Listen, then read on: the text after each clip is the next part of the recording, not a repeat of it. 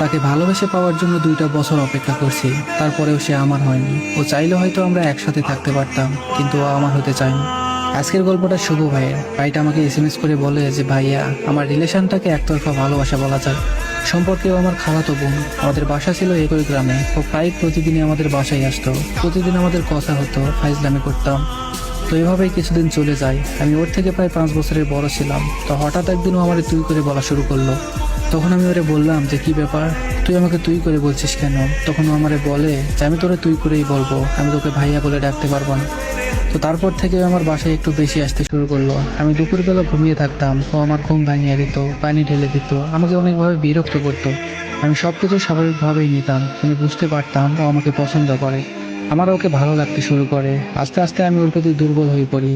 ও যেদিন আমাদের বাসায় আসতো না, সেদিন খুব মিস করতাম ওকে। আমি চাইতাম ও আমাদের বাসায় আসুক, আমার সাথে ফাইজলামি করুক, আমাকে বিরক্ত করুক। আমি অপেক্ষায় থাকতাম ও কখন আমাদের বাসায় আসবে।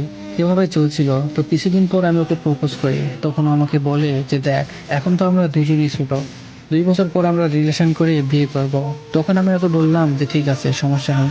আমি ওকে অনেক বিশ্বাস করতাম। আমি ভেবেছিলাম ও হয়তো সত্যি আমাকে ভালোবেসে আমাকে বিয়ে করবে। তো সবকিছু ঠিকঠাকই চলছিল। এভাবে প্রায় 1.5 বছর কেটে যায়। এই 1.5 বছর আমি কোনো মেয়ের সাথে কথা পর্যন্ত বলিনি। রিলেশন তো দূরের কথা, কারণ আমি ওকে এতটাই ভালোবাসতাম যে ওর ছাড়া কাউকে ভাবতেই পারতাম না। প্রতিটা মুহূর্তে আমি ওরা মিস করতাম। আমি চাইছিলাম এক নারীতে আসক্ত হয়ে থাকতে, কিন্তু কে জানতো এই এক নারী আমার ভালো থাকাটাই কেড়ে নেবে। ও প্রতিদিন আমার বাসায় আসতো। সকালে এসে আমার ঘুম ভাঙাতো আর আমার ফোন চেক করতো। ও আমার মেসেঞ্জার, ইমো সবকিছু চেক করতো, দেখতো যে আমি কোনো মেয়ের সাথে কথা বলি কিনা। ও আমাদের সবসময় বলতো যে কোনো মেয়ের সাথে কথা বলবি না। আমিও বলতাম না। আমি ওরে আমার ফেসবুকের পাসওয়ার্ড দিয়েছিলাম, কারণ আমি ওরে ভালোবাসতাম। ওরে পেয়ে গেলে আমার অন্য কাউকে দরকারই পড়বে না। এভাবে প্রায় আরো 3টা মাস কেটে যায়। কিন্তু হঠাৎ করে ও আমাদের বাসায় আসা বন্ধ করে দেয়, আমার সাথে যোগাযোগ করা বন্ধ করে দেয়। আমি ওর সাথে কথা বলতে পারতাম না। ওর সাথে কথা বলতে না পারলে এতটাই কষ্ট লাগতো, আমি হয়তো বলে বুঝাইতে পারবো না। আমি ওর অপেক্ষায় থাকতাম, কিন্তু ও আসতো না। একদিন হঠাৎ সকালে ঘুম থেকে উঠে শুনতে পাই যে ওর বিয়ে ঠিক হয়ে গেছে। কিভাবে মেনে নিব বিষয়টা বুঝতে পারছিলাম না।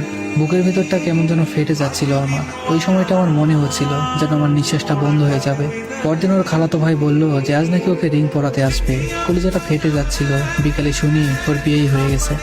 এতদিনের আবেগ, ভালোবাসা আজ অন্য কারো হয়ে গেল। যেই মানুষটাকে নিয়ে এতটা স্বপ্ন দেখলাম, এত ভালোবাসলাম, সেই মানুষটাই আজ অন্য কারো। কিভাবে মেনে নিব এইসব জানি না। দিয়া, তোমাকে একটা কথা বলতে চাই। তুমি যদি আমায় ভালোই না বাসো, তাহলে এতদিন সময় নিলা কেন? এতদিন স্বপ্ন কেন দেখাইলা? এত ভালোবাসতে শিখাইলা কেন?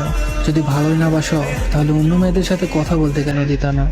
এতটা ভালোবাসা শিখিয়ে আজ তুমি অন্য কারো হয়ে গেলে। একটাবার ভাবলেও না যে আমি কিভাবে থাকবো।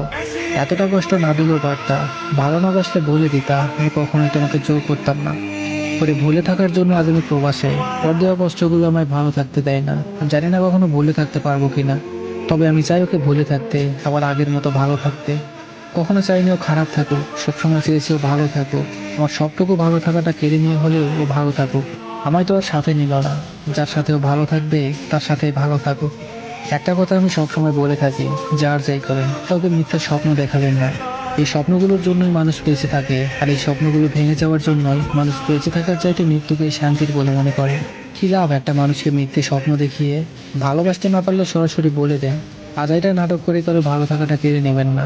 জীবনটা অনেক সুন্দর। মানুষ ছেড়ে যাবে, কষ্ট দিবে, ভেঙে দিবে, এটাই স্বাভাবিক। এত সিরিয়াস ভাবে নেওয়ার দরকার নেই।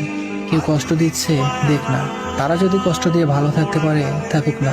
একদিন ঠিকই বুঝবে, কিন্তু কিছু করতে পারবে না, শুধু ভিতরে ভিতরে মরবে। যাই হোক, সবশেষে একটা কথাই বলি, জীবনে চাওয়াটা খুব অল্প রাখবেন, আর নিজের ভালো থাকা অন্যের হাতে তুলে দিবেন না।